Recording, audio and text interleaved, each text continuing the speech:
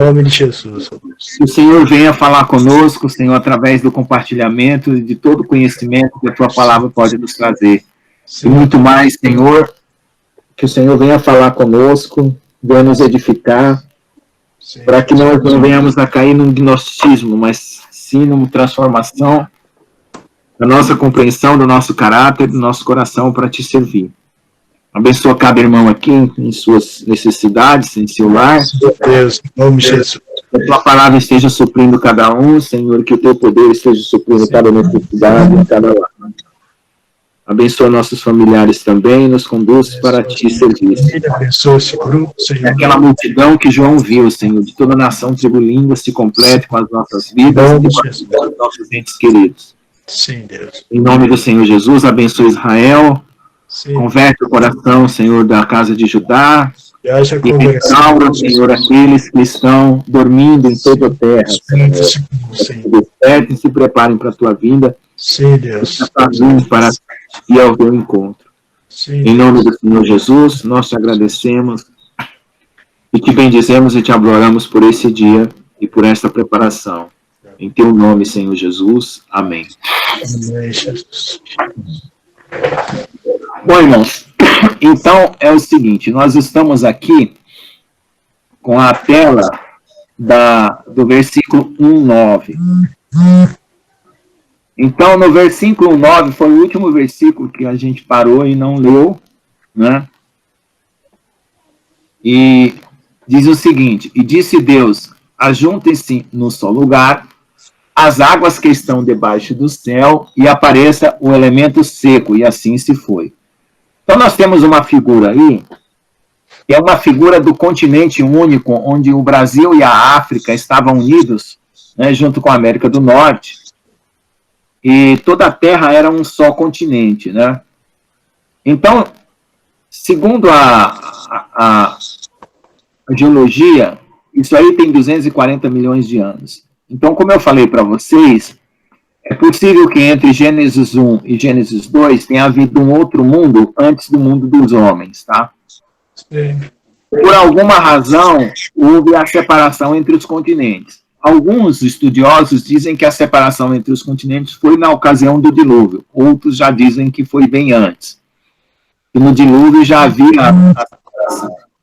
O certo, é que no dilúvio, vários povos contam o mesmo relato, né, do relato bíblico, só que cada um conta na sua língua e os personagens têm nomes diferentes, mas as histórias são muito parecidas, né?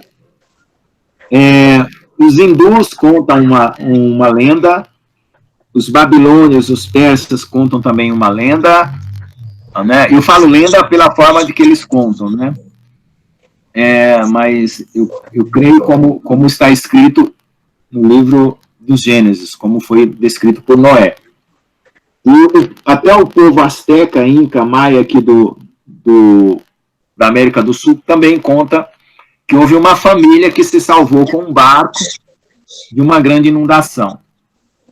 Então, significa que essa história não foi inventada, porque são povos diferentes, em locais diferentes, e não tem como eles terem contato, pelo menos, a não ser que eles estavam juntos, na mesma época, e o continente se abriu, ou se os continentes estavam separados, e houve esse dilúvio em toda a Terra, e eles ficaram sabendo também dessa situação, por descenderem dessa família, por serem descendentes dessa família.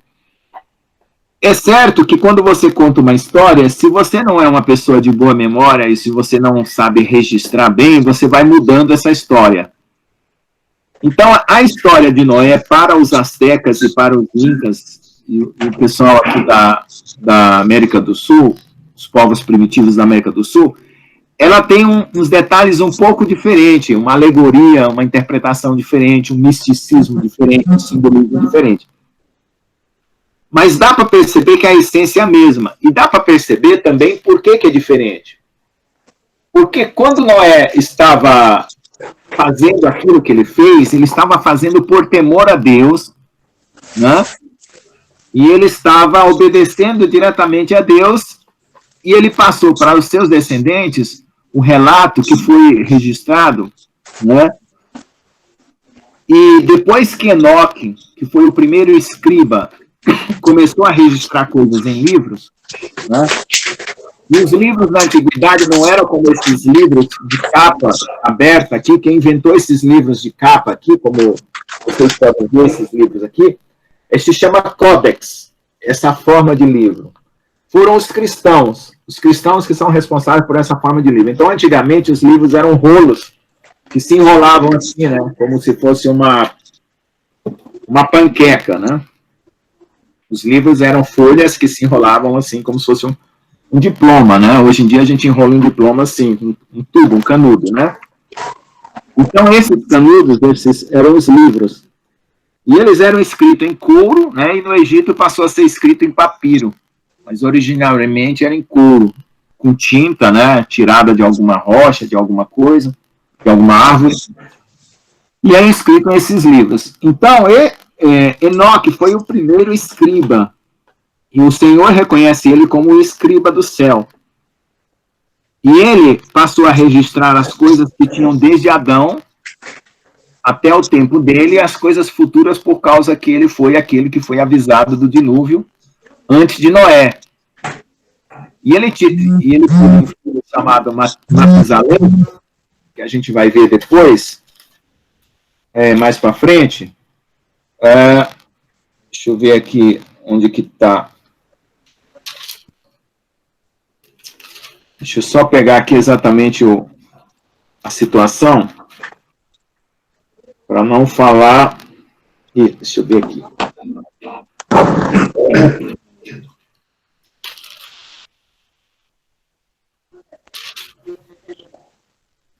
Aqui.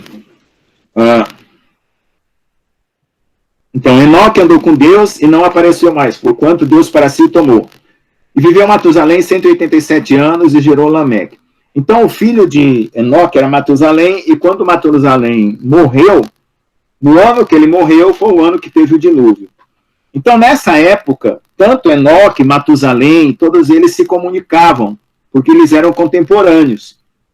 Eles estavam juntos, todos eles.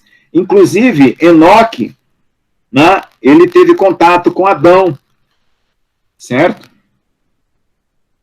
E Noé, dá para ver até que parece que Noé teve contato com Abraão. Você colocando as datas, eu tenho um vídeo lá, Contemporaneidade Bíblica, eu não lembro agora, depois eu posso procurar esse gráfico. Então, eles se interceptam na sua vida, e aí dá para você perceber que o relato é muito preciso. E nas outras culturas, o relato é mais apagado, é mais misturado, porque já eram pessoas que estavam descendendo dos... Peraí, parece que está chegando gente e eu não percebo o que eu estou apresentando aqui, a hora que aparece gente aqui. Espera só um pouquinho. O irmão Reginaldo. Então, esse relato, né, ele é um pouco mistificado, um pouco diferenciado nas outras culturas, mas essencialmente é o mesmo. E dá para perceber que, por causa da idolatria dessas outras culturas, eles começaram a emendar fábulas, certo? Junto com esses relatos. Isso é o que dá para perceber. Então, mas a essência é a mesma. Então, a idolatria, ela se torna um problema sério, até para registro de história, porque as pessoas começam a inventar situações que não eram bem daquela forma. E isso dá para perceber, parece que no canal Observatório 7, que é um observatório aí de história, que são feitos vídeos muito bons sobre a história, tem um relato sobre o dilúvio. Eu não tenho certeza onde foi que eu vi, mas eu me lembro que tem um relato muito parecido. E tem um relato de Gilgamesh, que é um relato babilônico também, que fala sobre o dilúvio. O único problema desses relatos não é o fato de ser babilônico, é o fato dele estar mistificado com elementos de idolatria, mas ele corrobora o dilúvio junto com a cultura hebraica, né? Sim. E aí, para vocês verem aí, olha só, quem era o centro da Terra, o centro geométrico, vamos dizer assim, era Jerusalém, certo? Ou seja, Deus começou a fazer tudo a partir de Jerusalém, inclusive o local onde Adão residiu, né, estava ali próximo, porque tinha 4 rios. Então você pode ver aí que tem os 4 rios, o Tigre, o Eufrates, o Gion, e o outro rio lá, que está descrito no Éden, que a gente vai ver também mais para frente. Tá? Mas nessa parte do versículo aí, o que eu quero destacar? É o fato de você ter uma única porção seca, como está escrito aqui no versículo 9. E ajuntou-se as águas debaixo do céu e apareça um só elemento seco. Ou seja, esse continente chamado Pangeia é um continente único, ele está registrado na Bíblia. E algo que só foi descoberto ou assim atribuído, né, como uma coisa verdadeira há uns 100, 200 anos atrás. Porque houve um senhor, que eu não me lembro o nome dele agora, ele fez uma teoria de que os continentes se afastaram um dos outros. Parece que era Heinrich Schliemann o nome desse cara. E ele criou essa teoria da deriva dos continentes por causa do encaixe da África com o Brasil e com a América do Norte e assim por diante. E era como um quebra-cabeça, né? Aí eles foram examinar as vegetações da África do Nordeste junto com a vegetação do noroeste da África e bateu. E aí foram vendo que realmente os fósseis eram muito parecidos e a vegetação muito parecida e corroborou essa ideia de que tinha havido um continente único na Terra. Então a palavra de Deus já adiantava isso aí, aparece o elemento seco. Então, num só lugar. Então está bem claro aí que ela foi acontecendo num só lugar. Né? Tem mais gente chegando aqui. Não, é a própria irmã, né? Pegou permissão aí, irmã? Eu tô aqui projetando, não estou vendo. Bom, então vamos lá. Então esse versículo aí está totalmente corroborado, né? Então não tem problema nenhum. Eu fiz um comentário, né? A coagulação de uma porção seca no meio das águas, no qual deu origem à terra propriamente,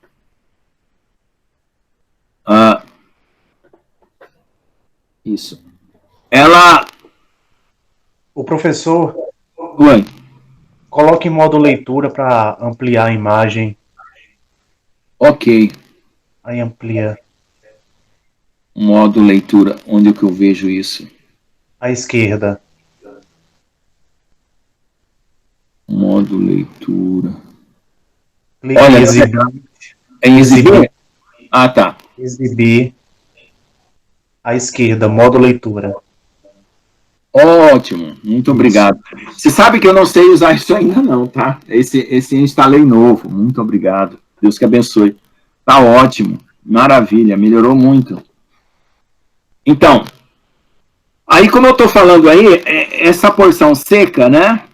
Foi uma obra direta de Deus pelo uso da sua palavra. Sabemos que a palavra de Deus é ordenança e essa não pode falhar. Logo, aqui aplicam-se as possíveis leis da física que explica o aparecimento da porção seca no meio das águas, coisa que antes não era distinta, como após a ordenança do Senhor. Então, não adianta você querer fugir, né? A ciência querer fugir da ordenança de Deus, porque a palavra de Deus, ela é traduzida na ciência como leis da física, porque são ordenanças que não falham, certo? O Senhor ordena e se cumpre. Então, nós entendemos os acontecimentos porque o Senhor ordenou pela sua palavra e os cientistas sabem que as leis se cumprem. Então, as leis da natureza se cumprem, né? A chuva, o vento, a tempestade são ordenanças deixadas por Deus, porque o agente dessas ordenanças é o próprio Deus. Não tem outro agente. Essa única coisa é que a ciência não atribui nenhum agente para aquilo que ela estuda. Ela simplesmente diz que a lei acontece, só que a lei acontece porque tem um legislador, né? A lei acontece porque alguém está ordenando aquela lei. Aí, 1:10, e chamou Deus ao elemento seco terra e o ajuntamento das águas, mares, e de Deus que isso era bom. Então, existia um único continente e um único oceano. depois que houve essa divisão pode ter havido por causa da queda de Satanás ou por causa do dilúvio. Isso não dá para saber. Então, um comentário que eu faço é o seguinte: estudo teológico, quando você faz estudo teológico, cada um emite opinião exatamente porque o fato não pode ser verificado e tem especulações que tentam adivinhar, não, mas, sei lá, conjecturar, né? Qual tenha sido, de fato, a situação que ocorreu. Mas isso não invalida porque é o seguinte: você pode ir examinando aquilo que for mais coerente com a realidade, e às vezes tem afirmações que são apenas afirmações gratuitas, que alguém fez uma vez, e as pessoas tomam aquilo sem prestar atenção de que aquilo não tem sentido. Então, às vezes, a teologia ela se diverge por causa disso. Eu já vi teólogos que nunca tiveram uma experiência de falar em línguas com o Espírito Santo, falar um monte de bobagem sobre a experiência em línguas, porque simplesmente eles estudam na academia e não têm a prática, a experiência daquilo que foi. Então, como o acontecimento foi vivido por Noé, né, Noé deve ter relatado, né, e foi relatando até que Moisés escreveu o Gênesis. Tem gente que diz que não foi Moisés que escreveu o Gênesis, mas tudo bem, vamos dizer que teve alguém que escreveu. E da forma como está escrito ali, nem todos os detalhes foram revelados, né? Então a gente não sabe dizer se esse continente estava de fato unido nessa época ou se já estava afastado, né? Porque se ele já estava afastado, então o dilúvio aconteceu em toda a terra, mas mesmo assim, né, as pessoas saíram daquele lugar onde houve a inundação, a qual Deus mandou se preparar, e depois se espalhou pela terra, né, como foi ordenado também depois do dilúvio. Ou se estava no mesmo lugar, ficou mais fácil ainda, né, todo mundo fica sabendo, né, porque foi direto de um só descendente. E se foi separado, as histórias foram passando de descendente a descendente até chegar aqui para nós na América do Sul. Então, vamos lá. Observe que a definição do que é mar, da forma como conhecemos hoje, só aparece agora nesse versículo. Então, a palavra mar vem aparecendo agora, né? Coisa que é comum na descrição bíblica, nomear as coisas que na época não tinha nome, como o nome atual. Então, por exemplo, vários versículos falam assim lá em Crônicas: a terra de Gileade, a terra de não sei quem. Só que aquele nome só foi aparecer na época que foi escrito o livro, porque na época que estava acontecendo aquilo, não tinha aquele nome, mas como para você saber, você fala com o nome atual. Por exemplo, América do Norte hoje, né? Se você está falando a história da América do Norte, você vai falar os Estados Unidos, América do Norte. Mas se foi um acontecimento antes de Colombo, né, não tem sentido falar América do Norte, porque naquela época não era América do Norte, né, era um outro continente. Então foi chamado de América do Norte. Então, se você for escrever, você vai usar o nome atual para escrever uma coisa da antiguidade. Então isso acontece, né? Então isso se vê muito quando se descreve a história de cidades antigas que originalmente tinham outro nome. Para localizar o leitor, o escritor usa o nome mais atual. Opa, eu avancei errado. Então, vamos aqui. Esta é a segunda vez que o Senhor considera que o que ele acabou de criar é algo bom, como ele fez com a luz, e assim a criou. Essa expressão, e viu Deus que era bom, indica o desejo de Deus de eternizar a criação. Neste sentido, a luz criada é eternizada, e a porção seca chamada terra, a qual será usada para o sustento e habitação dos homens, será eternizada por ser boa. Então, toda vez que o Senhor está falando que a situação é boa, é porque ele quer levar para a eternidade, né? Porque aquilo que não é bom, ele vai extinguir. Aí Gênesis 1:11, e disse Deus, produz a terra relva, ervas que dê semente, e árvores frutíferas, que segundo a sua espécie dê frutos que tenha em si mesmo a sua semente sobre a terra, e assim foi. Observe que o Senhor dá ordem à terra para que produza a sua vegetação. Contudo, essa ordem só vai se concretizar com o aparecimento das chuvas, conforme mostram os versículos 5 e 6 do capítulo 2 de Gênesis. Observe que a ordem do Senhor imprime na criação da vegetação uma hierarquia segundo as suas espécies. Ou seja, ocorre já de antemão uma separação da vida vegetal em espécies, né? Cada vegetal com sua espécie. Observe os diferentes propósitos da vegetação, que vão desde a relva do campo até as árvores frutíferas, e que carregam em si suas sementes.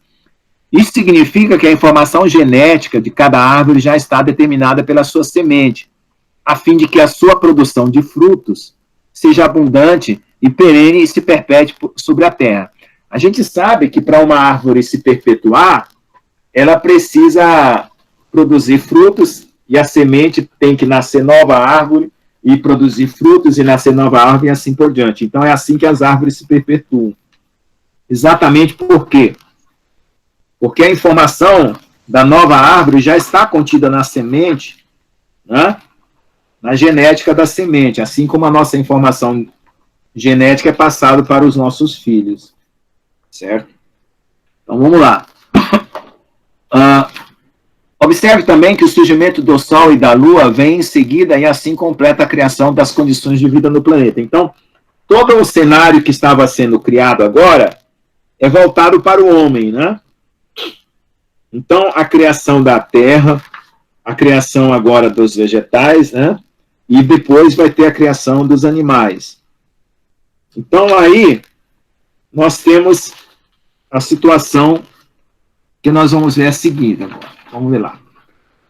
A terra, pois, produziu relva, ervas que davam semente segundo a sua espécie, e árvores que davam fruto, que tinha em si a sua semente segundo a sua espécie. Viu Deus que isso era bom. Deixa eu ver aqui. Tem só um comentário aqui a mais. Águas abundantemente e tal. Ok. A terra, pois, obedeceu ao comando do Senhor, como tudo que ele criou, segue obediente sua palavra. E, novamente, o Senhor viu que tudo era bom. A dificuldade do homem atual em entender que a natureza obedece às ordens do Criador está baseada no fato de que sua visão cientificista explica os fenômenos apenas por meio de leis naturais. Mas não há sentido falar em leis sem falar em um legislador consciente. Novamente, a questão do acaso ressurge na discussão, uma vez que o recorte descritivo da ciência atual não considera a atuação do mundo espiritual sobre o material. Então, a ciência hoje, como eu falei na aula passada, ela não traz significado para nada. A estrela não tem significado, a terra não tem significado, a matéria não tem significado, o homem não tem significado, a criança não tem significado, são objetos.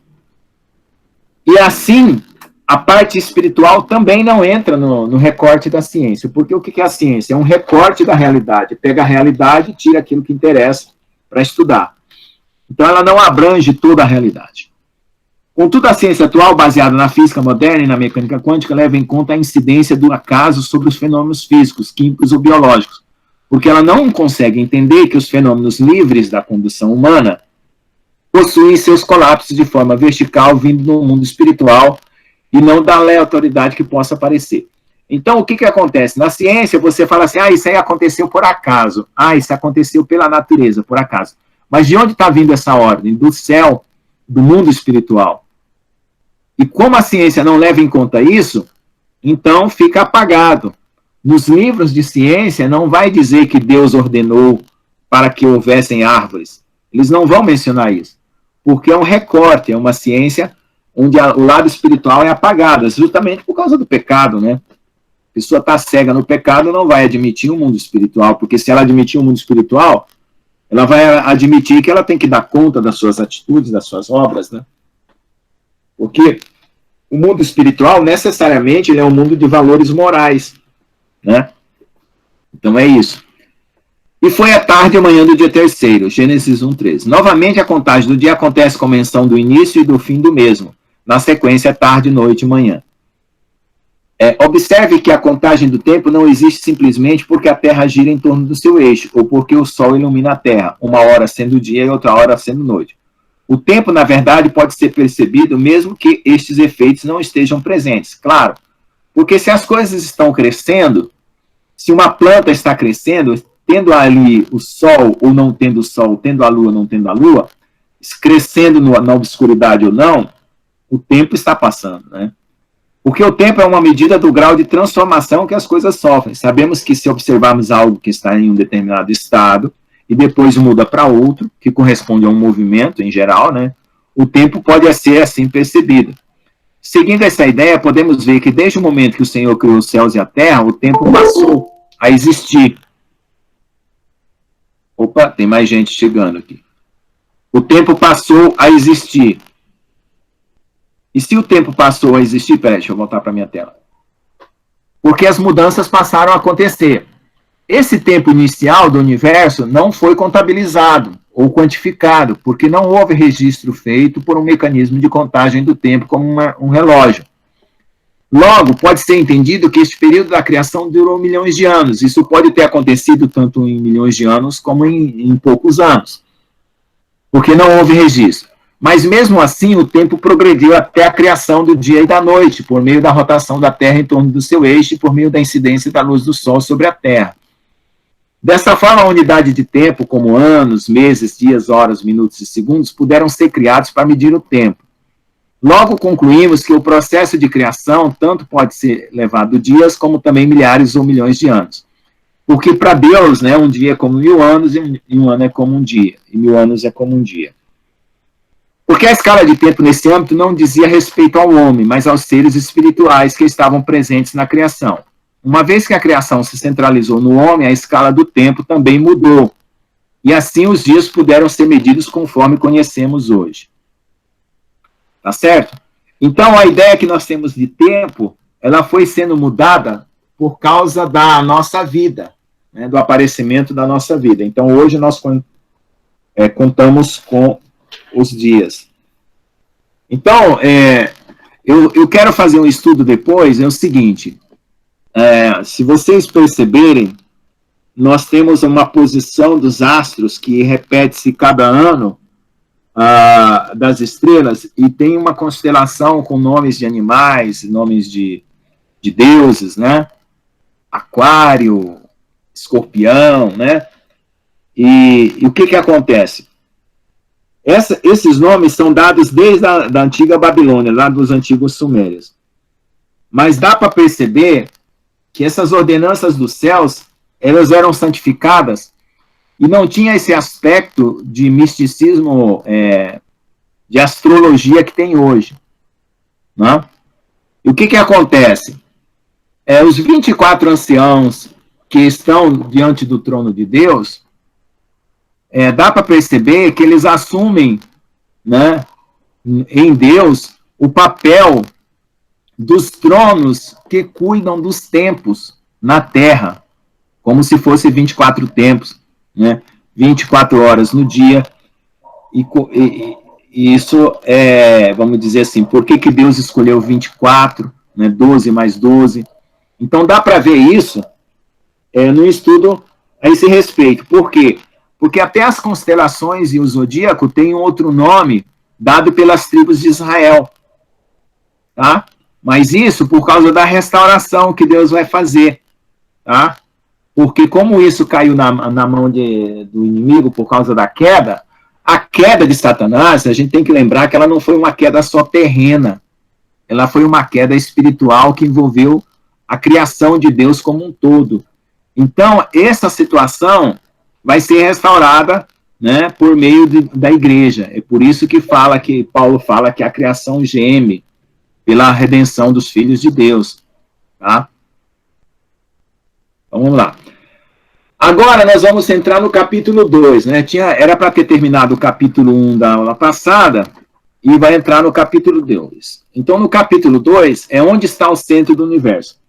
Vocês viram que a Terra estava junta numa única porção? E o centro da Terra era Jerusalém.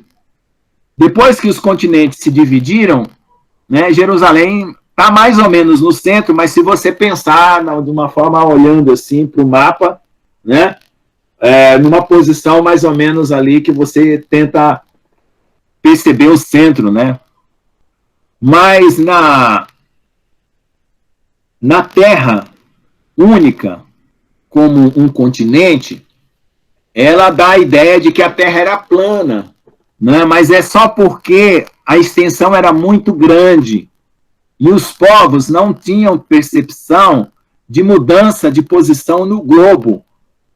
Então, se os continentes eram únicos e estavam ajuntados, todo mundo andava pelo mesmo continente, então ninguém via a curvatura do globo, né, e não tinha essa percepção. Por isso que todas as descrições, desde Enoque até o Velho Testamento, dá a ideia de uma terra plana, mas não porque seja uma terra plana verdadeiramente, mas é porque a extensão era tão grande e dá o sentido de plano, né? Tá? É por isso. E aí a cúpula, o céu, mas o céu, na verdade, é muito, muito maior do que o céu que os terraplanistas colocam. Por quê? Porque lá em Isaías falam que assim como o céu se dista da terra, assim meus pensamentos são maiores e mais altos do que os vossos pensamentos. Então, uma coisa astronomicamente absurda, que não é 1.000 quilômetros, como eles dizem aí, não, é muito, muito maior, tá certo? Então, os pensamentos de Deus realmente são infinitamente maiores do que o nosso, tá? E as ordenanças dos céus nunca poderão ser mudadas, porque é gigantesca. É gigantesca. E por isso que a promessa de Deus, lá em Jeremias, fala, se puder ser mudadas as ordenanças dos céus, também eu abandonarei, né, a casa de Israel. Exatamente porque não pode. Mas numa escala muito maior que os terraplanistas falam, que é a escala astronômica. Então, onde está o centro do universo? Por que a pergunta é importante? Porque é o seguinte, a situação hoje, né, quando ocorre uma descoberta que confere à Bíblia um valor mais verdadeiro, a ciência tenta esconder, tá? Então, hoje em dia, até no YouTube, você sabe que você não pode falar determinadas palavras, certo? Então, essa censura ideológica, ela está igual à Idade Média. Na Idade Média, não se podia falar determinadas coisas que ia para a fogueira. Nos países islâmicos, também não se pode falar determinadas coisas que é morto. Então, no Facebook, no YouTube, né, eu não sei se no Instagram é assim, mas tem palavras que não podem ser faladas. Isso é um absurdo. O homem está ficando estúpido. Em plena era da tecnologia, dizendo que tem tanta coisa aí de tecnologia nova, está se tornando um ser absurdo. Porque proibir pessoas de falar palavras é proibir a própria verdade, né? É proibir a própria verdade. Porque se você estiver falando uma palavra que é verdade, você está proibindo a verdade. Então vamos lá. E disse Deus, haja luminares no firmamento do céu para fazerem separação entre o dia e a noite, e sejam eles para sinais e para estações e para dias e anos.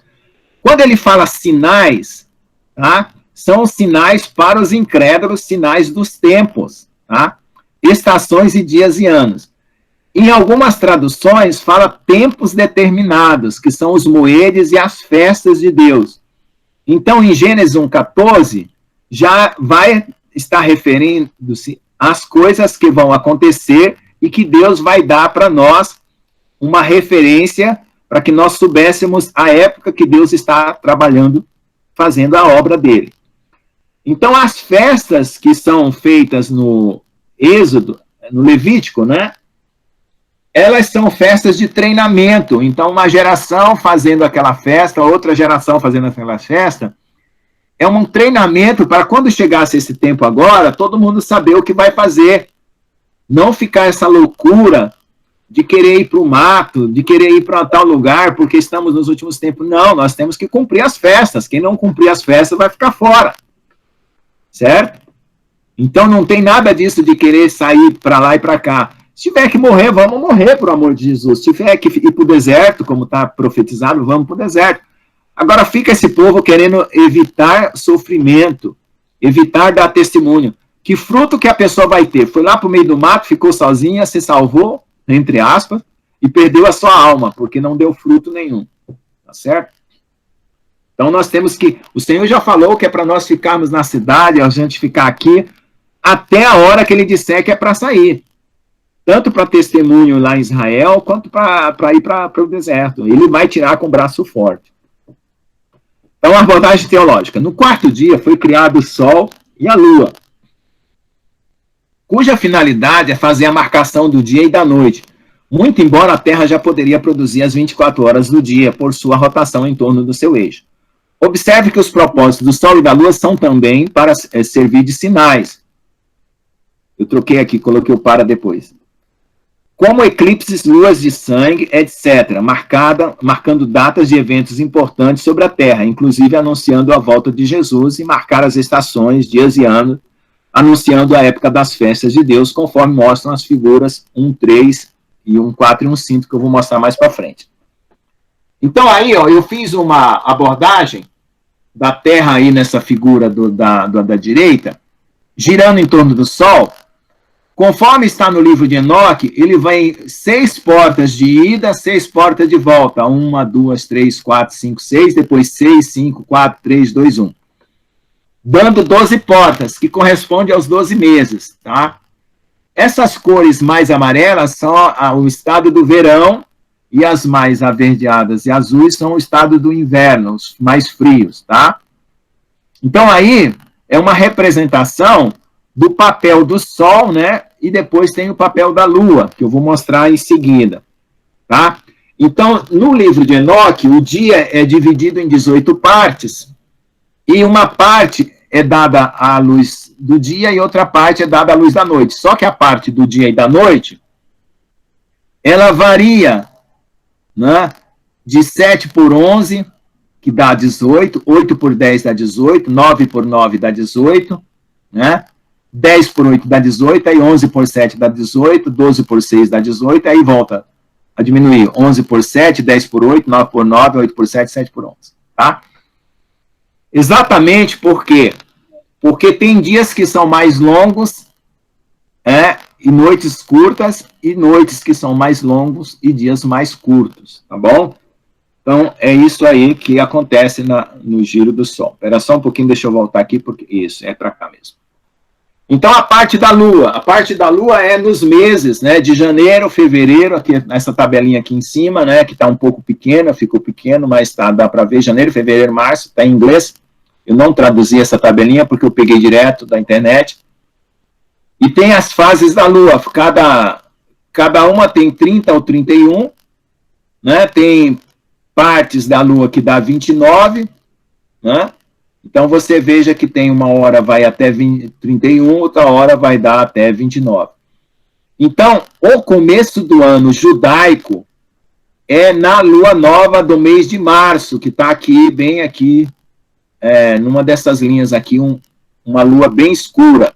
Esse é o primeiro dia do mês, e a partir daí é que você conta o resto do ano, com as semanas, né, de 7 em 7, 4 vezes 7, 28, até voltar de novo a próxima lua nova e assim por diante. E aí, no 7º mês, é que acontecem as festas de outono, né? Enquanto que no primeiro mês acontecem as festas da primavera, que estão aqui na figura de baixo no calendário judaico, né? Então, a Páscoa acontece aqui mais ou menos próximo entre março e abril, as festas dos pães asmos, a festa das trombetas, a festa dos tabernáculos e assim por diante, tá? Então, exatamente aí está dizendo o que foi dito no versículo 14, né, que os luminares serviam para essas datas específicas. E sirvam de luminares no firmamento do céu para iluminar a terra, e assim se foi. Aqui o versículo em português e hebraico ficou muito pequeno, eu não sei por que ficou tão pequeno, depois eu posso aumentar essa letra. Abordagem teológica. Os luminares, assim como tudo que foi criado, têm um propósito de execução para o serviço de Deus, de um serviço para Deus. Versículo 16. Deus fez 2 grandes luzeiros, um maior para governar o dia e um menor para regular o andamento da noite, e formou também as estrelas. Então, aqui é o seguinte, maior em relação a quê? Maior do que a Terra, porque a Terra é a referência aqui. No texto, a Terra é a referência. Não é uma comparação entre o Sol e a Lua absolutamente, é uma comparação entre o Sol e a Terra, entre a Lua e a Terra. Então, o luzeiro maior que a Terra é o Sol, o luzeiro menor que a Terra é a Lua. Tá? No contexto é esse aqui. As estrelas, do ponto de vista bíblico, envolvem planetas e estrelas, porque essa denominação foi dada a tudo que brilha no céu noturno. Tudo que brilha no céu noturno foi chamado de estrela, assim como tudo que executa as ordens de Deus são chamados de anjos. Contudo, existe um critério de separação para sabermos a diferença entre estrelas e planetas, o qual está na forma do movimento executado em torno da estrela polar do norte e do sul, segundo a figura 1.3 e 1.4. Se o movimento é um círculo perfeito, asseguramos que se trata de estrelas com brilho próprio. Mas se, por outro lado, o movimento no céu segue uma trajetória diferente, sabemos que são planetas. Então, aí tem uma figura de todas as estrelas girando em torno da estrela polar norte, e é um vídeo do YouTube que eu tirei a figura, o cara filmou mesmo, tá? É um árabe que filmou, eu peguei do vídeo dele. E a mesma filmagem feita para o Polar Sul. Então, essas que, quando você coloca uma câmera e você vê as estrelas paradas, daqui a pouco as estrelas começam a girar e você tem que abrir a câmera fotográfica e deixar ela exposta, você cria essas linhas. Se você fosse fotografando, você simplesmente criaria pontos. Então, dá para ver que esse aqui está no sentido contrário ao relógio, que é a polar norte. E essa do sul está no sentido do relógio. Essa rotação para a direita, aliás, para a esquerda, e essa para a direita, só é possível para as estrelas se a Terra for um globo.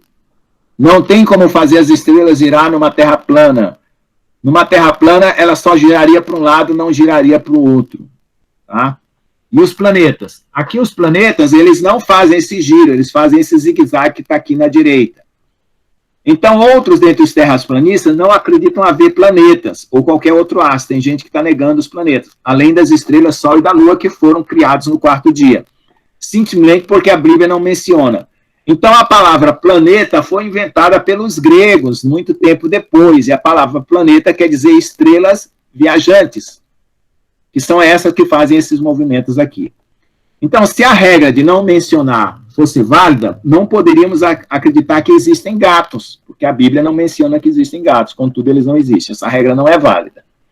Tá? Só porque a Bíblia não menciona girafa, né? Eu ainda não vi a Bíblia mencionar girafa, todos os animais. Então, em particular, os particulares, né, não invalidam a existência. Esses incautos também se esquecem que no segundo livro de Enoque, 30:26, há a descrição da configuração do sistema planetário existente sobre nossas cabeças, como veremos a seguir. E veio a noite, e da manhã se fez o quarto dia. Neste dia ordenei que se fizessem grandes luzeiros no círculo celeste.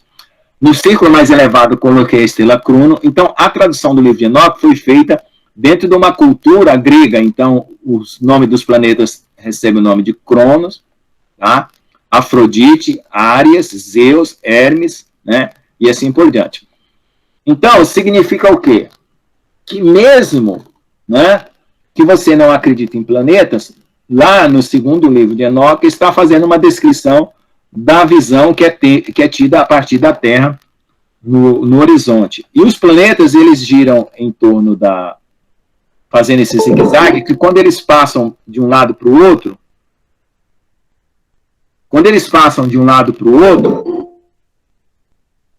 eles... Deixa eu voltar para a tela. Quando eles passam de um lado para o outro, né, na visão de quem está na Terra, né, olhando para o céu, como está nessa figura 1.6, aí você vê esse zigue-zague, que é um movimento, vamos dizer assim, aparente, né, pelo fato da Terra estar girando em torno do Sol e você vê a órbita lá em cima mudando dessa forma, tá?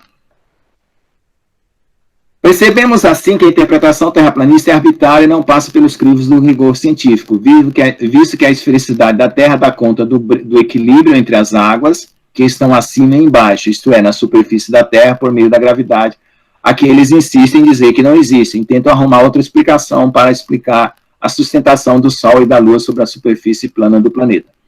Então, por que os planetas ou as coisas giram em torno das outras, né? Em primeiro lugar, a esfera, porque a figura mais simples que existe é a esfera, que ela mantém o equilíbrio das forças. A segunda, que depois que você fizer um plano e colocar uma esfera, uma bola em cima, com o Sol e uma Lua para sustentar, como é que você vai dizer que ela está parada lá em cima? Na lei da gravidade, a gravidade é uma força que vai se anulando à medida que o planeta se afasta. Quando ele está próximo, a força é intensa. Quando está longe, a força é fraca. Então, vai existir uma hora que a força é tão fraca que aquele planeta ele orbita, né, ao redor do outro. Tá certo? É por isso que não cai. Agora, se você arbitrariamente põe uma terra plana e coloca o Sol em cima do outro, o Sol e a Lua, só pelo fato das coisas caírem para a Terra, o Sol deveria cair na Terra e a Lua deveria cair na Terra. Aí, quando a gente pergunta isso, eles fogem da discussão e começam a arrumar outras explicações que já foram estudadas há anos, isso aí. Tá? Observe o surgimento das estrelas no céu, que junto com a Lua compõem os astros noturnos. Algumas dessas estrelas são também planetas, que quer dizer viajantes, ou estrelas errantes, porque seu lugar no céu não é fixo como as demais estrelas que acompanham o giro da abóbada celeste, tendo como referência a estrela polar, que não gira. Essas estrelas errantes ou planeta executam movimentos irregulares, de vai e vem, que são acompanhados pelos observadores noturnos, como os pastores e navegantes. Então, esse movimento aqui, ó, de vai e vem, ó, é um movimento irregular diferente desse circular do planeta aqui. Tá? Então, existe outro movimento que é ainda mais irregular no céu, que são os cometas. Tá? Então, as estrelas errantes, né, junto com os cometas, foram dados o nome de deuses, né, que é Mercúrio, Vênus, Terra, Marte, Júpiter, Urano, Netuno, Saturno. Marte, Urano e Saturno, né? Tá certo? Os planetas receberam o nome de Deus da antiguidade, como Cronos, que é Saturno, Afrodite, Vênus, Hades, Marte, Zeus e tal. A ordem é dada no segundo livro de Enoque. Por quê? Por causa da cultura grega. Tá? Se fosse a cultura judaica, certamente ia ser aqui Judá, Benjamim, tá? Somente por causa que é cultura grega. Então, eles valorizaram os deuses deles. A questão do nome é uma convenção. Tá? Não tem nada a ver o nome com o planeta. A não ser que exista uma representação mística para isso. Né?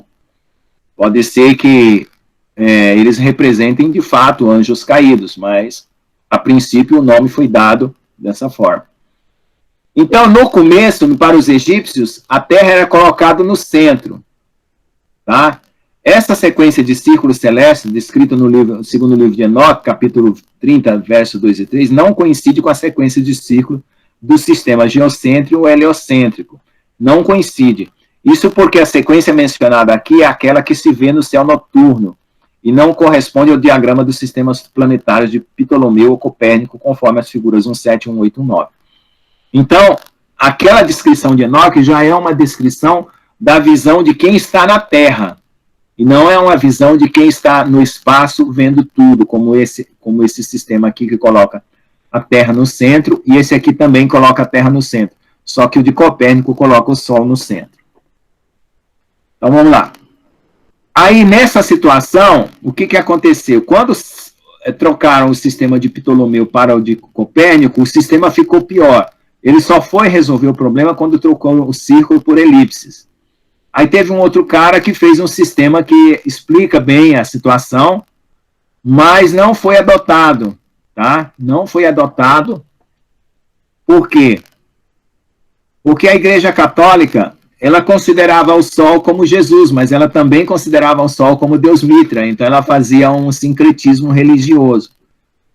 Então, eu entendo que o quarto dia foi criado o Sol e no quarto milênio Jesus nasceu, então para mim não tem nada a ver com Deus Mitra, mas os católicos que estavam infiltrados, que eram pagãos infiltrados, que não tinham se convertido, davam essa conotação. Então, dentro da Igreja Católica, era uma mistura de culturas, né? Até hoje é, certo? Então, observe que a comparação do sistema geocêntrico de Ptolomeu e Tycho Brahe, tanto o sistema de Ptolomeu e de Tycho Brahe, embora ambos os sistemas explicam igualmente os movimentos do planeta no céu noturno. Então, Contudo, as correções feitas por Kepler, que resolvia o problema das precessões por meio das órbitas elípticas, podiam ter sido aplicadas a qualquer um deles. A escolha do sistema heliocêntrico de Copérnico, ao invés dos demais, se deu porque as leis da gravitação de Newton dizem que as massas menores giram em torno das massas maiores, como é o caso dos planetas que giram em torno do Sol. Então, se você sai para andar de ônibus, você vê as árvores andando para trás. Qual é mais fácil? Dizer que a cidade está andando ou dizer que o ônibus está andando? É claro que é o ônibus que está andando porque ele tem massa menor do que a cidade. Então, exatamente é por isso que se diz que a Terra está girando em torno do Sol, porque é o menor girando em torno do maior. Né? Esquecendo um pouco da visão física e considerando o homem como sendo o centro da criação de Deus, pode-se observar, comparando que o sistema de Tycho Brahe, mostrado na figura anterior, 1.8, como a visão atual do universo, mostrada na figura 1.10, percebe-se que não há nenhum problema em se adotar a Terra como centro do universo, mesmo porque para um sistema que se expande como um número de partículas enorme, em analogia a uma explosão de uma granada, porque o universo se expande como se fosse uma explosão de uma granada, qualquer uma das partes pode ser considerado o centro. Tá? Então, essa questão do centro, se você, na matemática, você pode provar que qualquer parte pode ser considerado o centro. Isso não tem problema nenhum. Pode ser o Sol, pode ser a Terra. Isso, quem vai dizer é a atenção de Deus sobre nós é que vai dizer onde está o centro das coisas. Tá? E a figura daquilo que Deus quer que a gente entenda. Né? Se o Senhor Jesus é o Sol da nossa vida, então ele vai colocar a ideia do centro como o Sol. Se ele está dizendo que o homem, né, foi a principal criação dele, então ele vai colocar a Terra como centro. Então isso é uma questão poética, né, não é uma questão... Mesmo porque a lógica e a matemática deixa livre você escolher.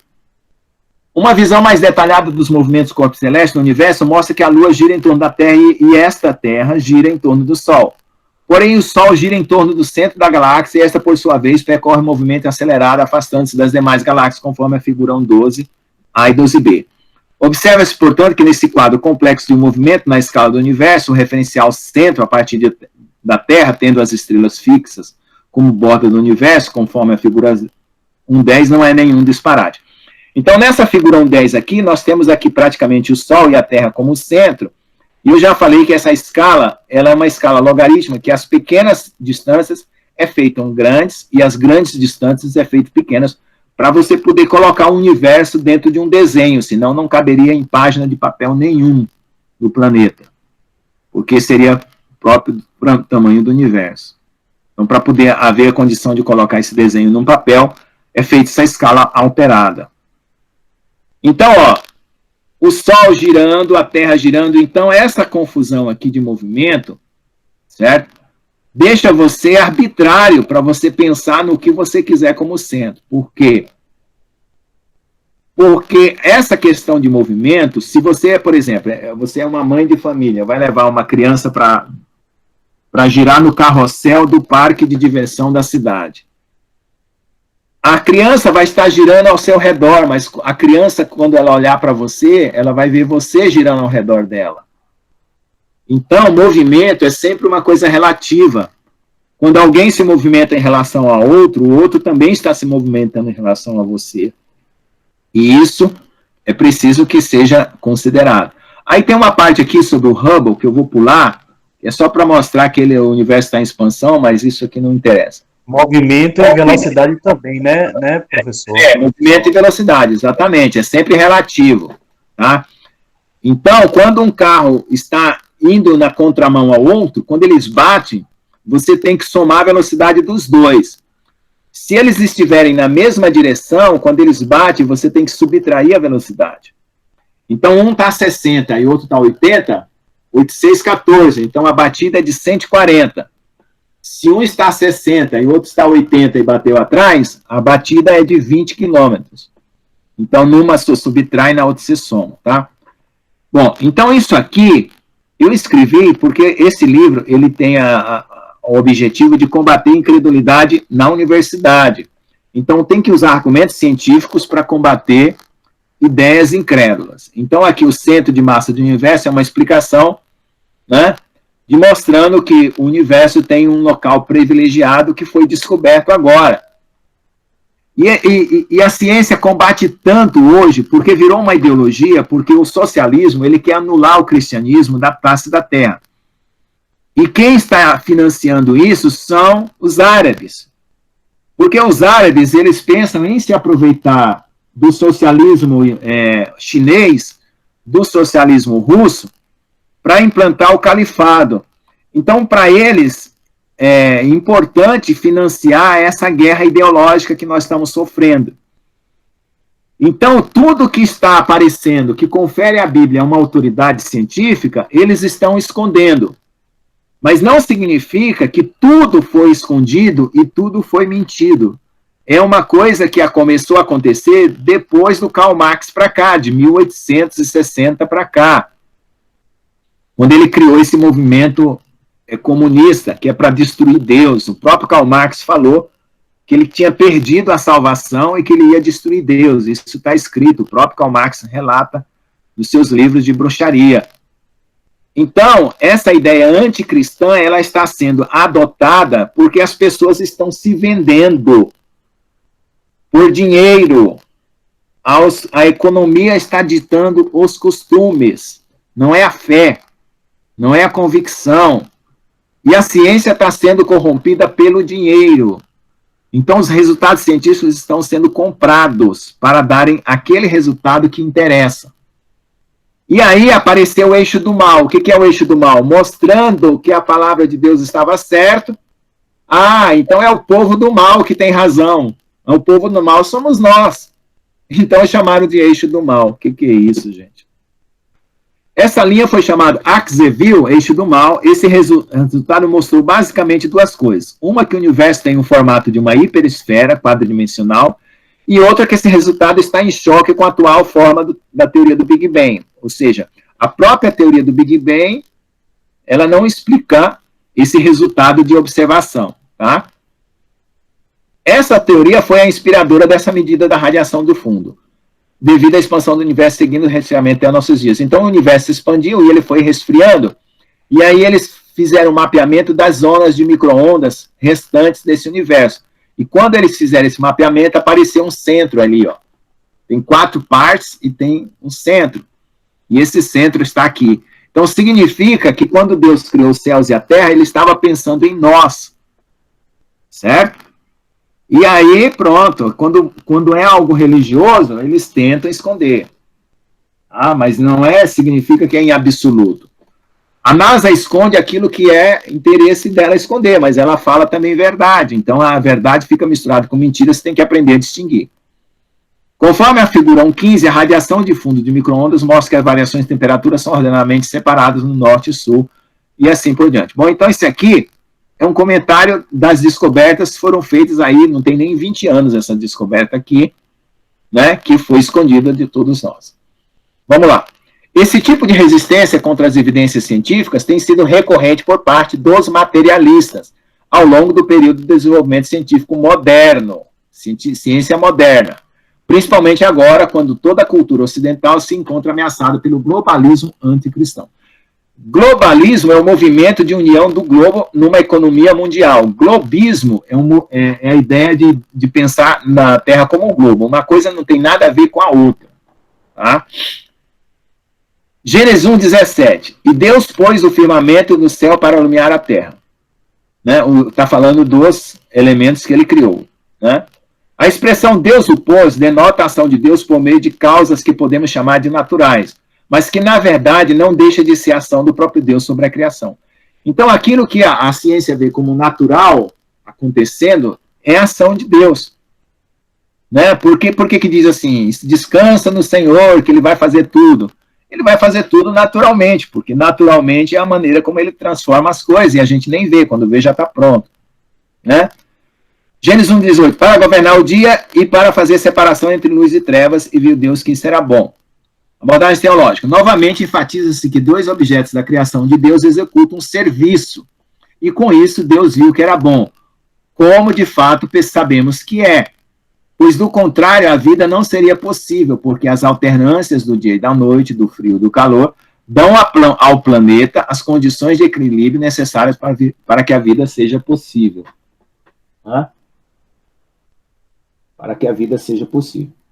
Então tinha entrado uma mocinha aí, e ela já saiu. Vamos lá. Gênesis 1,19. E foi tarde de manhã do dia 4. Abordagem teológica. O símbolo quarto dia representa o aparecimento do sol na justiça de Deus, pois Jesus é o sol da justiça, nesse quarto milênio, depois de Adão. Pois para o Senhor um dia é como 1000 anos, e 1000 anos é como um dia. Então aqui eu estou comparando os dias da criação com os dias da era humana, que na era humana o Senhor Jesus nasceu no quarto milênio. Capítulo 3. A criação dos seres vivos. Vamos ver quantas horas já temos aqui de live, só para a gente saber se a gente para ou continua. Porque aí nós vamos esgotar o primeiro capítulo de Gênesis. Já estamos com 1 hora e 56 minutos. Eu acho bom parar para não ficar o vídeo muito longo para depois. E a gente continua na próxima semana. Vocês querem fazer perguntas? Se não, porque já tem quase 2 horas de vídeo, né? Tá todo mundo aí? Agora ficou um silêncio que eu não estou sabendo. Vamos aqui. Oi? Oi? Estamos aqui. Estou aqui, irmão Lucas. Tá bom, obrigado. Aí o irmão Celiano colocou aqui, então na ciência de Deus é natural, na ciência do homem se diz sobrenatural. Porque assim, a natureza, irmão, ela era perfeita antes do pecado. Então o que trouxe porque hoje em dia, por que se justifica tanto absurdo por meio da ciência? Porque os absurdos estão no natural do pecado.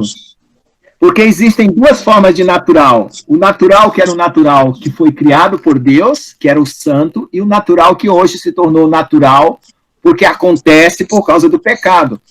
Então, como Deus vai redimir a criação, então, esse natural vai voltar a ser o natural de Deus e o pecado vai ser extinto. Então, hoje, a gente vê o natural o natural de Deus como sobrenatural, de fato, porque aí vem essas discussões. Olha, fujam das seguintes discussões: livre-arbítrio, predestinação e escolha, e dizer, coisas como a ciência procura dizer a respeito de isso é natural, isso tem que ser assim. Por quê? Porque isso são estados que nós estamos vivendo que nós só vamos compreender quando estivermos com o Senhor Jesus. Não tem como nós compreendermos. É predestinação ou é escolha.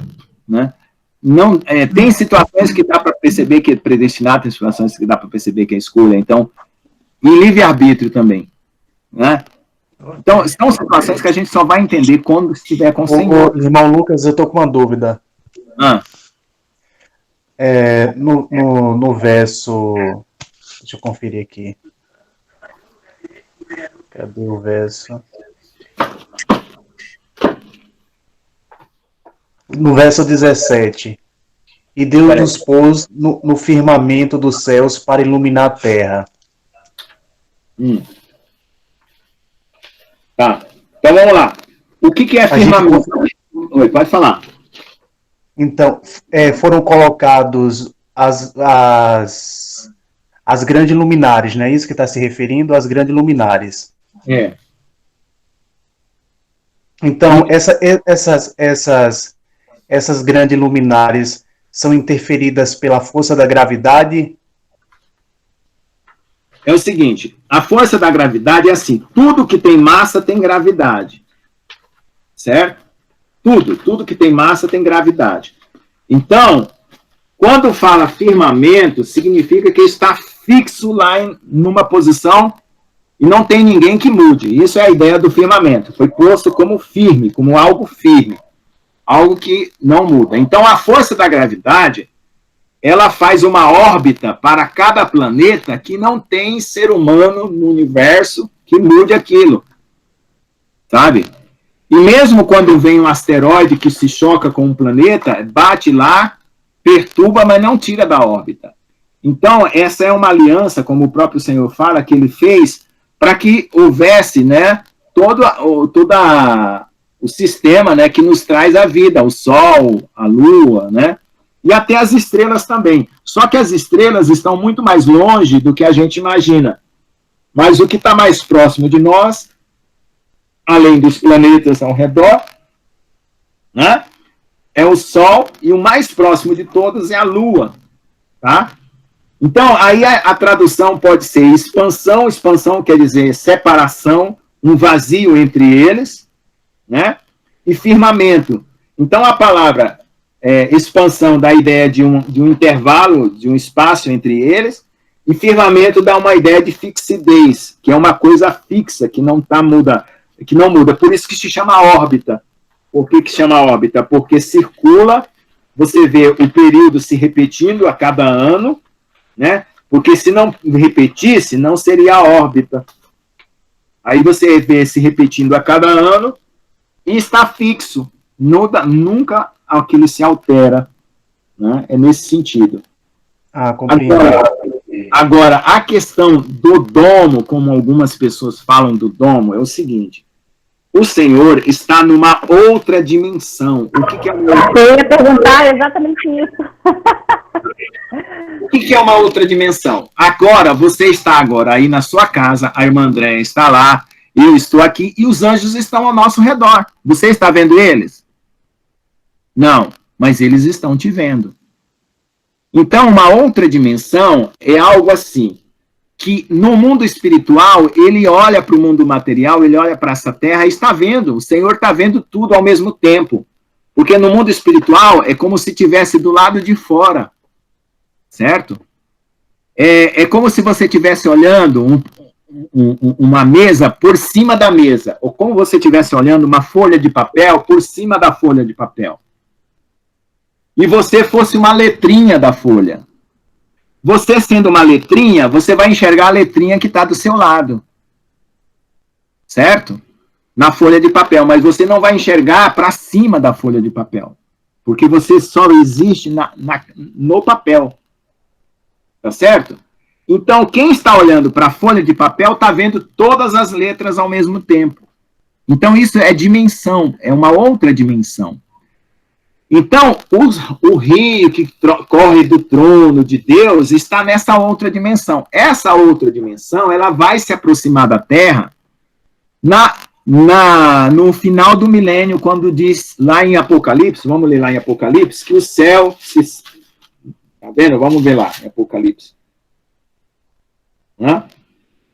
21? 20, 11.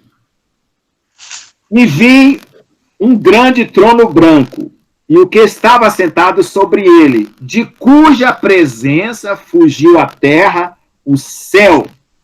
Tudo fugiu da presença de Deus. Desapareceu. E não se achou lugar para eles. Certo? Então, aí é nessa hora que nós vamos entrar lá na dimensão do céu. Aí, depois ocorre o julgamento, aí vai lá no 21. Versículo 1. E vi um novo céu, uma nova terra. Porque já o primeiro céu e a primeira terra passaram, e o mar já não existe. Aí vem aí, ó. E o João viu a santa cidade, a nova Jerusalém, que de Deus descia do céu. Então, a dimensão celeste está vindo para a terra. Adereçada como a esposa ataviada para o seu marido. Então, essa separação que nós olhamos, a gente compra um telescópio, põe na laje de casa, como o meu amigo fez, e a gente fazia isso, ia comer pizza e ficar olhando os planetas. Você vai olhar os planetas, as estrelas, mas não vai ver Deus assentado no trono. Certo? Até os russos socialistas, quando eles fizeram a primeira missão espacial, eles queriam derrubar o cristianismo, eles perguntavam para os astronautas, os repórteres mandados pela KGB, eram comprados para perguntar para os astronautas se eles tinham visto Deus no céu. Aí falaram, não vimos Deus. Para derrubar a fé das pessoas. Por quê? Porque o céu de Deus está para além das estrelas. É o terceiro céu. O primeiro é esse das nuvens, o segundo é o dos astros das estrelas, e o terceiro céu Está para lá. Por isso que eu coloquei aquela figura, né, na escala logarítmica lá, para você ver que é muito, muito mais além. Mas, ao mesmo tempo que é além, ao mesmo tempo está do nosso lado, que é uma coisa incompreensível, porque é uma dimensão além. Então, ao mesmo tempo que Deus está fora, ele também está aqui presente. Então, ele está aqui do meu lado, os anjos estão aqui, os anjos estão aí. Então, eles não têm que viajar, né, como se fosse uma nave espacial para ir de um lado para o outro. Né? Quem pode fazer isso talvez sejam os anjos caídos, mas os anjos de Deus, eles podem transitar entre o céu e a terra a hora que eles quiserem. Até o Senhor Jesus falou para Nataniel: a partir de hoje tu verás os anjos de Deus subindo e descendo sobre o Filho do Homem. Certo? Então, por que os anjos tinham que subir e descer sobre o Filho do Homem? Subir para onde? Subir para o céu. Descer para onde? Descer para dentro de Jesus. Né? Então, essa é a dimensão espiritual. E essa dimensão espiritual, ela vai ser trazida de volta, porque no Éden ela estava ali. O Senhor andava pelo Éden. Né? E agora ela vai ser trazida de volta lá em Apocalipse, quando o céu e a terra fugir da presença de Deus, e depois o novo céu, nova terra, vai vir a Jerusalém celestial. E aí, gente, eu imagino, agora é imaginação minha, não é uma coisa assim que eu posso dizer, que a gente vai olhar para o céu, não vai ver mais escuridão. A própria glória de Deus vai estar sobre a nossa cabeça, sabe? A gente olha para o céu em dia de tempestade, eu sinto maior pavor, medo, de ver aquelas nuvens negras, aquela tempestade. A glória de Deus vai estar presente, sabe, sobre a nossa cabeça, e o Cordeiro será a sua lâmpada, né, como está escrito. Então eu entendo que vai ser isso, que o céu vai voltar a se aproximar de nós, né? Porque, como eu disse, no princípio criou Deus os céus e a terra. Então, se Deus criou a terra junto com o céu, era para ficar os dois próximos, né? Então, mais alguma pergunta?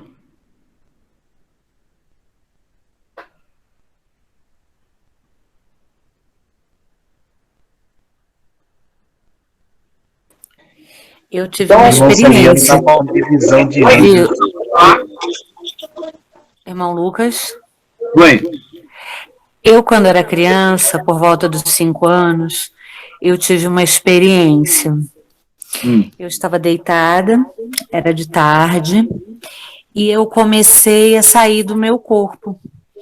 Saí de uma maneira que eu comecei a olhar para o meu corpo deitado na cama, olhei a minha casa, fui olhando as nuvens até que tudo ficou escuro.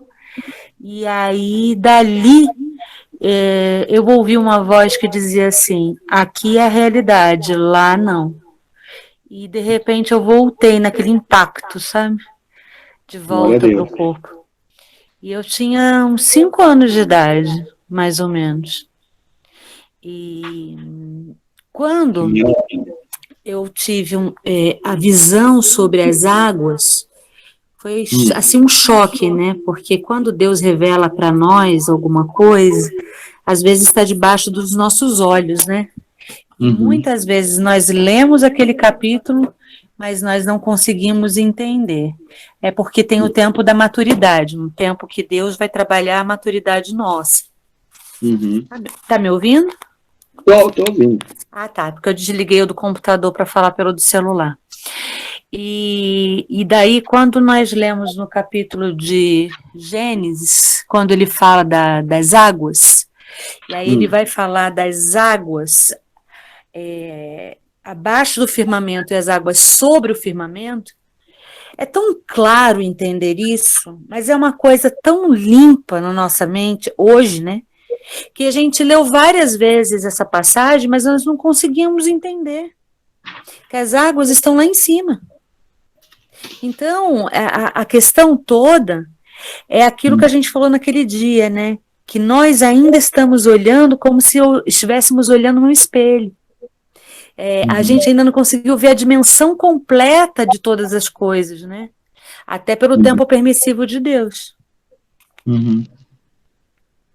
Como eu falei para a irmã, né? Eu saí da igreja aquela noite, eu deitei no banco da estação de trem.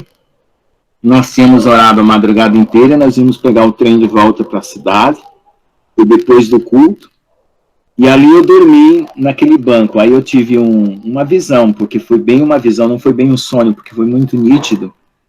E quando é um sonho, quando é sonho é sempre embaçado, é sempre preto e branco, é sempre assim. Aí eu cresci maior que a Terra, eu comecei a crescer, eu fiquei assustado. Eu cresci, fiquei um gigante, fiquei maior que a Terra, depois eu fiquei maior que o Sistema Solar, depois fiquei maior que a galáxia, eu fui vendo tudo. Até que eu apareci num lugar e eu voltei para cá. Então eu imagino, associando o que a irmã falou com o que eu vi, e depois eu tive uma outra visão que antes de chegar no trono de Deus, eu passei por águas, e as águas passavam por dentro de mim, elas não me banhavam, elas penetravam dentro da minha alma. Então eu imagino que como tudo aqui é espaço e matéria, para além do espaço e da matéria está Deus. Então essas águas estão ali, para além de tudo isso. Que na visão material da gente, a gente enxerga fora do universo ou para além do universo. Mas ao mesmo tempo, é uma dimensão espiritual que está tão próxima e a gente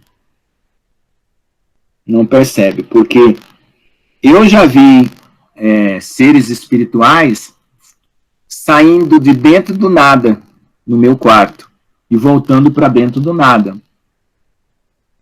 Então, eu já vi essas dimensões se abrir. Eu já tive essa experiência também. Uhum. Inclusive, em janeiro deste ano...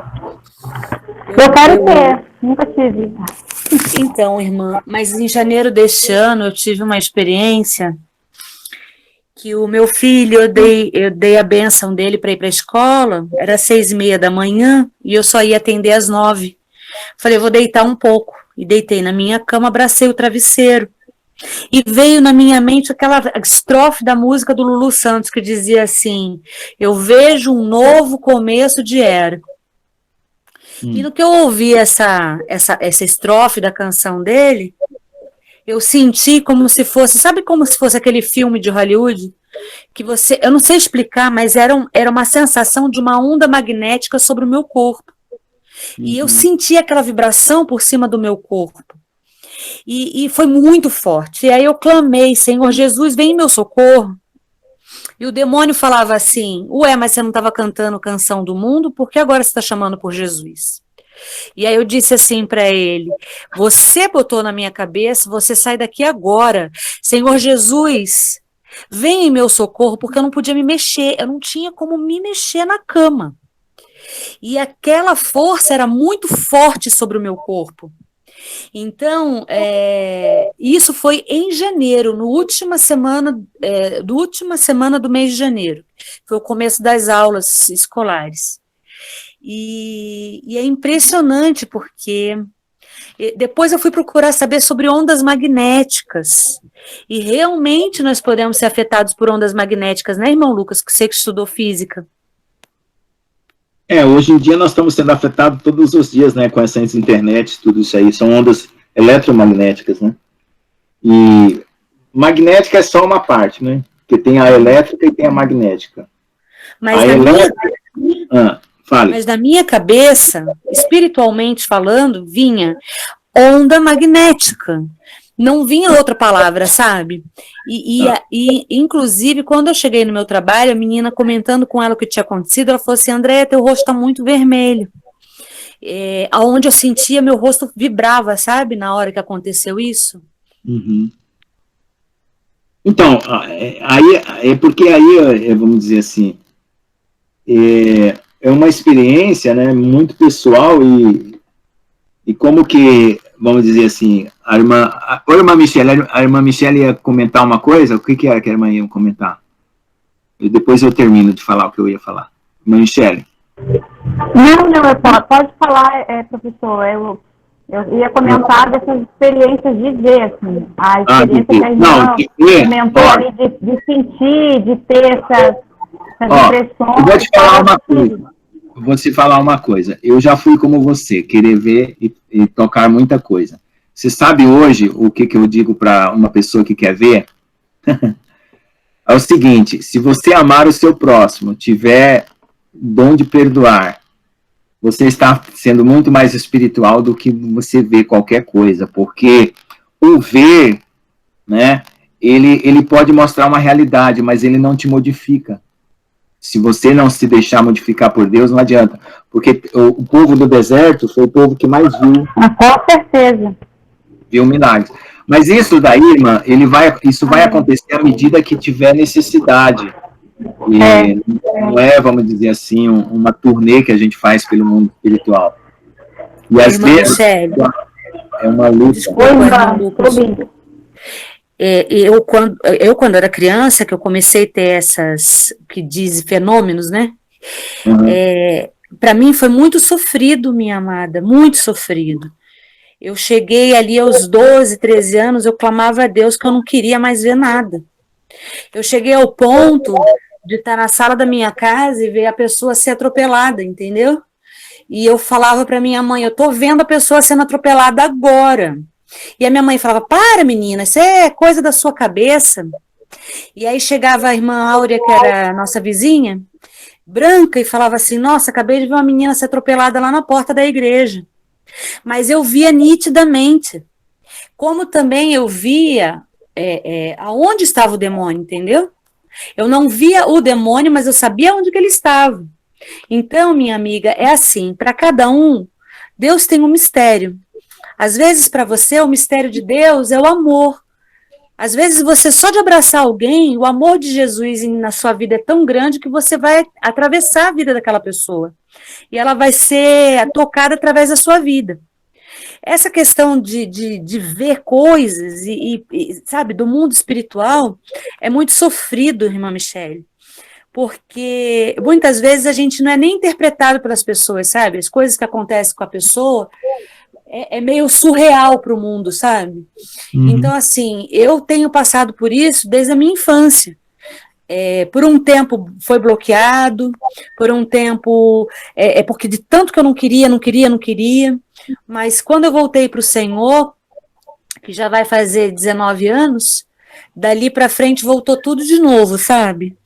E é uma coisa que, assim, a gente pede muito para Deus discernimento, para entender o que está acontecendo. Tanto que um dia eu falei para o Senhor, eu falei, olha, eu não estou aguentando mais ficar vendo demônio, não. Eu queria ver a tua presença aqui na minha casa. E eu tive uma experiência linda com Deus aquele dia, eu atendendo uma cliente, e a presença maravilhosa do Senhor, era lindo demais.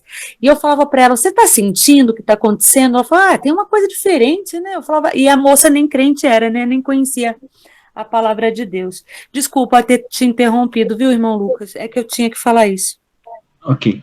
Não, então, é o que eu falo, veja só, eu já vi praticamente, eu vou exagerar, né, praticamente não, mas não tinha um dia que eu não acordasse de manhã que não tivesse um demônio para me ter atormentado no pé da cama logo de manhã cedo, e eu fui expulsando, era uma luta diária. Aí eu falei para o Senhor, isso que a irmã acabou de falar, Senhor, eu já vi o exército do inferno, agora eu quero ver o do céu. Aí, uma vez, um anjo apareceu para mim, aí eu olhei para ele, eu vi ele assim, enfumaçado, tudo, eu falei, você é anjo? Aí ele falou, sou. Aí eu peguei e enfiei a mão dentro dele, a minha mão atravessou, sabe? Então, eu já tive muitas dessas experiências, mas hoje, para mim, isso é uma coisa, assim, histórica, sabe? Porque eu pedi para ver os espíritos com os olhos abertos, e eu vejo, quando precisa ver. Mas o irmão Lucas via ou só sentia a presença? Não, via. Eu já cheguei a ter aquele estado meio sonolento, meio acordado de ver, já tive o estado de ver, assim como eu estou agora nessa live, sentado vendo, e já tive o estado de ver durante o sono, dormindo. Já tive esses 3 estados. Mas o que eu quero dizer com isso? Que veja Olha, só. irmão, no sono eu vi, claramente. Inclusive, um dia, ele apareceu, ele era tão bonito, sabe? Lindo. Um homem muito bonito. E ele tinha um pacote de bolacha na mão e falava assim, quer? Eu falava assim, não. E no que eu falava não, o rosto dele se transformava e eu via quem ele era de verdade, sabe? E era horrível. E ele dizia assim, você é minha, e começava a orar em línguas. Sabe, o espírito da mentira. Mas quando eu vejo, assim, que eu sei que onde que ele está, eu não vejo. A minha filha vê, ela vê exatamente como ele é. Agora, eu sei onde ele está, o tamanho que ele é, eu sei se é potestade. Deus me dá o nome dele, se é espírito de engano, oportunismo, de mentira. Deus vai mostrando para mim quem ele é. Mas a figura dele mesmo, só no sonho que eu vi. Eu já vi de todas as maneiras, praticamente. Bom, então, eu acho, irmã, só para finalizar, que o meu ministério deve ser como tu falou, porque eu já recebi essa profecia de ser o ministério do amor, de abraçar a pessoa. Eu recebi essa profecia. Amém. Deixa eu te contar uma coisa que aconteceu, né? Porque assim, só deixa eu... Então, vocês estão me ouvindo? Sim, pode terminar. Não, só para finalizar aqui o papo, né? É que a minha conversão, na verdade, ela não partiu. Não sei se alguém orou por mim, né? Mas ela veio através do próprio Deus que falou comigo. Eu tinha em volta de 7 para 8 anos. Foi quando eu descobri que eu era filha adotiva. E aí eu comecei a ter muitos problemas com isso, desde pequena.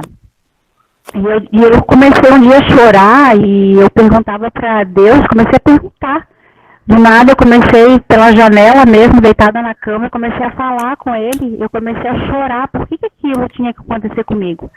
Por que eu tinha que ter sido abandonada pela minha mãe, pelo meu pai? Por que eu estava, sabe, tinha sido adotada? Enfim, eu estava chorando naquele momento. E foi quando Deus falou para mim, eu sou o teu pai. Oh, glória, aleluia. Não te preocupa com nada, eu sou o teu pai, eu cuido de ti. Daquele dia em diante, eu me converti. Eu comecei sozinha a buscar, eu comecei sozinha, né, desde a minha adolescência, a procurar uma igreja, algo onde eu me sentisse realmente que ali estava a palavra de Deus. Sabe, eu tenho muita sensibilidade em relação a isso. Se eu tenho a palavra de Deus ou não. Eu tenho muita sensibilidade. Oh, glória. E tudo que eu tenho, tudo que eu fui, sabe, foi meu pai. Foi ele, porque, sabe, eu não tenho nada que vem do meu esforço. É tudo dele, assim. Glória a Deus por isso. E uma vez eu recebi essa profecia, tu tens o dom do amor. Deus quer te usar nessa área. Deus quer que você abrace e transmitir esse amor que ele tem por ti, por outras pessoas que precisam. Interessante, né? É interessante porque eu senti de falar isso para você, que é exatamente isso. Que muitas vezes você está ouvindo, né, a experiência dos outros, mas Deus tem para você exatamente isso, você abraçar e pelo teu abraço o amor de Deus alcançar e atravessar essa vida. Amém. Então, eu vou contar um que eu vi acontecer na igreja. É o seguinte, lá em São Carlos, quando eu estudava em São Paulo, eu frequentava uma igreja, e de vez em quando aparecia endemoniado, aparecia gente para ir lá, e o pessoal atendia no começo do culto, ou nos dias de oração na quarta-feira, atendia as pessoas antes de começar a oração, orava, conversava com a pessoa, às vezes era gente maltrapilho, era gente de todo jeito que a gente... era uma igreja que estava num cinema, no local do cinema, bem no centro da cidade, então entrava muita gente na igreja ali, que ia passando pela rua e de repente via entrar. Então tinha uma pessoa endemoniada, que o pessoal estava expulsando, e aquele trabalho danado para expulsar o demônio ali, e entrou o seu Walter era um homem muito caloroso, amoroso, gostava de abraçar todo mundo, e aquele abraço caloroso e tudo, e ele entrou ali meio de surpresa, e ele não percebeu que estavam expulsando o demônio. E quando ele entrou ali, era quase bem na entrada da igreja, ele foi saudando todo mundo e abraçou o endemoniado. E o demônio saiu na hora. E todo mundo ali estava já há uns 15 minutos ordenando para ele expulsar e não saía. Parecia esse irmão assim, né, que ele fazia isso. Ele gostava de abraçar todo mundo. Ele chegava abraçando todo mundo. ele abraçou o endemoniado, foi a conta. E ele nem percebeu o que aconteceu. E eu estava ali sentado, olhando, vendo do lado ali, tudo aquilo acontecendo, né? E quando eu vi isso acontecer, eu fiquei, olha só, não é do jeito que a gente quer, é do jeito que deu certo. Pois é, irmãos. Mas é isso aí. Essa questão de ver coisas, então eu vejo assim, é a dimensão espiritual, irmãos, é a dimensão espiritual, ela existe, sabe? Agora, o que acontece? O inimigo pode te enganar, pode te fraudar, porque ele sabe que você tem aquela abertura de pensamento, de visão, como já tentou também, já apareceu o demônio tentando me enganar, tentando me atormentar. Eu já expulsei até falando em línguas durante o sono, quando eu estava dormindo, ele se aproximou, né? Eu sinto a presença, eu sinto o arrepio, eu sinto aquela massa gravitacional ali perto de mim, do meu lado, sabe? Sim, eu sei muito bem. Então eu sinto, às vezes eu vejo, sabe, às vezes eu vejo o vulto, depende da situação, não dá para dizer assim que é sempre da mesma coisa. Mas eu não tenho isso assim como uma coisa preciosa, porque você sabe, o que é mais precioso, sabe, é você se ajoelhar, sentir a presença de Deus no teu coração e ter um amor para amar as pessoas, porque essa obra, ela é mais excelente que qualquer outra coisa. Porque a realidade, sabe, é como a morte. Um dia ela virá. E quando ela vir, ela vai trazer tudo que ela tem. Entende? Então, essa realidade espiritual, como está escrito em Apocalipse, vai vir para o incrédulo, vai vir para o crente, vai vir para o que se perde, vai vir para o que se salva, porque é realidade. Então, eu falo para os meus amigos na universidade, eu falei, olha, você não se preocupe que você fica questionando a realidade, é só uma questão de tempo que você vai confrontar ela, é só uma questão de tempo. A minha esperança é que naquele dia que você for confrontar essa realidade, você esteja preparado, é só para isso. Ah, porque eu não acredito nisso, não acredito nisso. O que é acreditar? É uma medida da sua conjectura. A sua conjectura é o acreditar, é o quanto você conjectura. Agora, uma árvore que está ali plantada na praça, ela não vai desaparecer se eu não acreditar nela. Uma nuvem que está passando no céu, ela não vai desaparecer se eu deixar de acreditar nela. Então, não vale nada esse acreditar, sabe?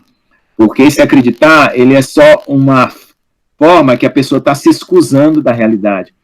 Então, é mais importante você crer pelo temor e saber que os valores espirituais precisam ser cultivados, como o amor, o perdão, a fé, né? Do que você ficar olhando para muita fantasia de situações e não ter uma vida transformada, porque em centro espírita e nesses lugares aí, também as pessoas veem, e você tem a vida transformada, não tem. Então, o mais importante é a vida transformada. Então, eu disse que eu tive essas experiências porque na época que eu precisava ter, porque eu estava vivendo num ambiente incrédulo, né? Eu precisava saber a diferença entre o dia e a noite, o sal e o açúcar, né? Então, saber as diferenças das coisas, para que eu pudesse quebrar aquela incredulidade que era o ambiente que eu vivia. Mas hoje para mim, né, o mais importante hoje é tanto que o Senhor me, vamos dizer assim, quase que não me deixa ficar muito solícito para esse tipo de coisa, porque hoje eu sinto convicção interior, sabe, sólida, que é muito mais importante do que você ter visões e coisas assim, porque às vezes você pode estar tendo aquilo e não tem uma solidez, né? E a solidez, ela tem que estar lá dentro do teu coração, pelo amor, pela fé, pela justiça, né? Mas é isso aí, irmãos. Bom, espero que o estudo de hoje tenha dado uma noção aí de como são as coisas, tá? Professor, como sempre, maravilhoso. Obrigado. Muito obrigado. Deus abençoe a sua vida. Como conversar com qualquer tipo de pessoa, inclusive pessoas acadêmicas, né? Porque é difícil, não é fácil, você tem que quebrar os argumentos e tem que mostrar o seguinte, que a ciência que eles praticam, ela tem os seus defeitos, mas ela não é todo inútil, porque ela tem coisas que realmente são da realidade. Mas o que acontece? Como você ignora Deus, então você acaba, vamos dizer assim, deixando de entender as coisas, o significado delas, né? E a mentira existe. Hoje, eu trabalho na área científica eu já faço o quê? Eu tenho 40 anos de conversão, mais ou menos na mesma época da minha conversão, foi a época da minha academia na universidade. Então, eu faço pesquisa científica há mais ou menos 35 anos. Né? Então, eu sei onde estão os podres e onde estão os figos bons e os figos podres da ciência. E quando eu vejo as pessoas atacar, estão atacando do lado de fora que não conhecem. Então, eles estão atirando em figos bons e chamando que é podres, e estão atirando em figos podres e chamando que é bons. E eles não estão sabendo discernir. E a minha preocupação é essa. Então, eu sei onde está a ferida, sabe? Porque eu convivo com isso diariamente, todos os dias. Então, essa é a ideia, né? Então, eu sei que existe erros, eu sei que existe falhas, né? Eu sei que existe corrupções, né? Todos esses estudos, ultimamente científicos, estão comprados, né? Por causa das ideologias que estão comprando, assim como estão comprando os resultados aí para favorecer determinadas situações, que é para influenciar as pessoas com esse problema do Covid aí, dessa situação aí, né? Então, mas isso aí é do homem, né? O homem carnal se vender. Por causa do quê? Porque ele acha que ele salvando a pele dele, ele salva a alma, né? Só por isso. Tá bom? E é onde que nós estamos vendo nesses últimos dias muitas pessoas no nosso meio que estão estudando, mas não pelo conhecimento de se aproximar cada vez mais de Deus, mas pelo pavor do que elas vão enfrentar, desesperadas porque vai vir a tribulação, que vai ter que guardar comida, que vai ter que saber para onde que vai, onde que é esse deserto. Isso é uma loucura, né? As pessoas estão desesperadas, irmão. E o principal, elas esquecem. Em alguns grupos, nossa, sai da cidade, vai pro interior, vai para uma cidade pequena, tem que saber plantar, sabe, como estocar comida. Meu Deus do céu! E esquecem do principal, né? Que o exército de Satanás vai em qualquer lugar, né? Essa que é a questão. Agora, Deus diz que a gente deve descansar nele. E a verdadeira conversão é essa. Saber que a paz de Cristo, que excede o entendimento, vai ser agora. Nesta hora. Quando tudo vier a acontecer, a gente vai ter paz. Porque vai ser ele. É a mesma coisa quando a gente via os cristãos na cova dos leões, sabe, lá no Coliseu.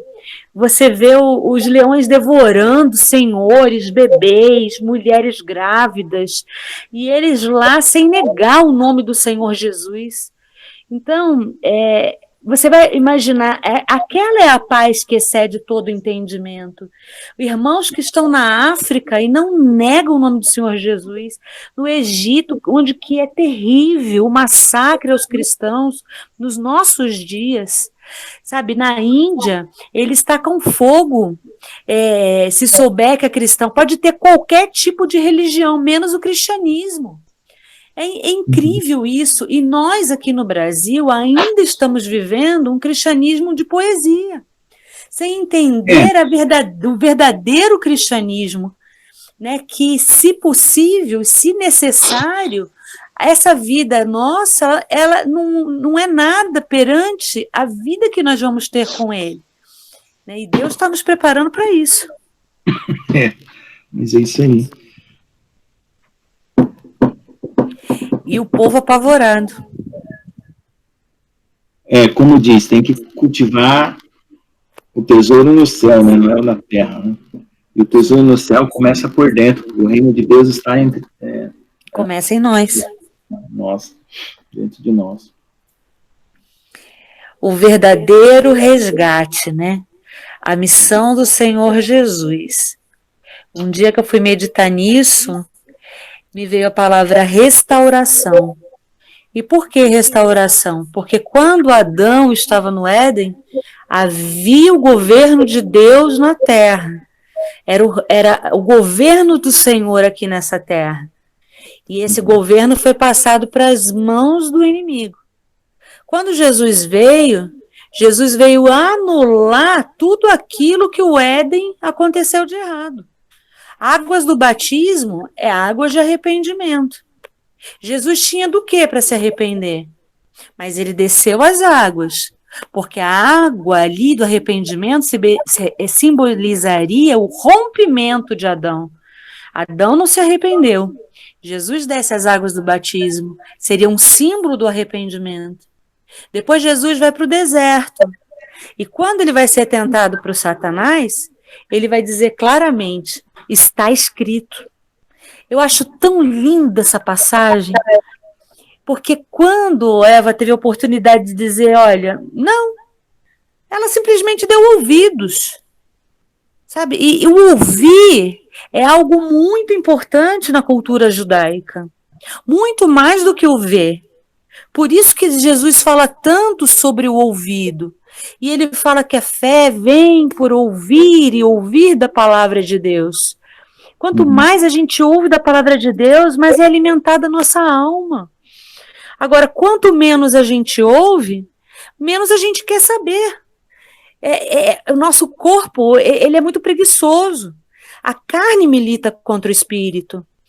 Então, ali naquela passagem que Jesus fala, está escrito, ali Jesus, ele estava simbolizando a humanidade, como primícia para que nós entendêssemos que tudo está escrito, que Deus não tiraria nenhuma vírgula.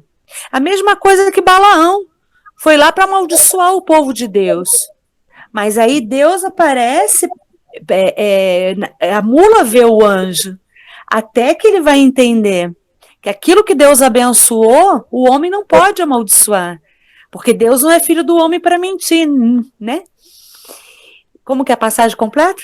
Deus não é homem para mentir, nem filho do homem para que minta. Então, está escrito, isso tem que estar firme dentro de nós. Essa é a promessa. E parar de ter medo. O medo, ele bloqueia a nossa fé.